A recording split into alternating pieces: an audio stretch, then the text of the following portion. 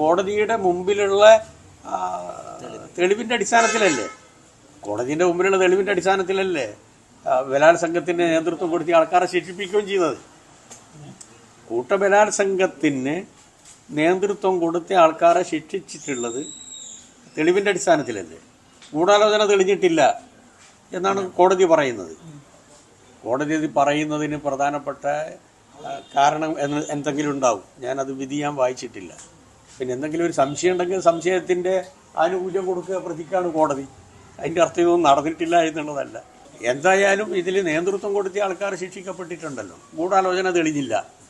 ഇനി ഗൂഢാലോചന തെളിയിക്കാൻ പറ്റാവുന്ന സംവിധാനം എന്നുള്ള നിലയിൽ ഇനിയും അപ്പലറ്റ് കോർട്ടുകളുണ്ട്, ഹൈക്കോടതിയുണ്ട്, സുപ്രീം കോടതിയുണ്ട്.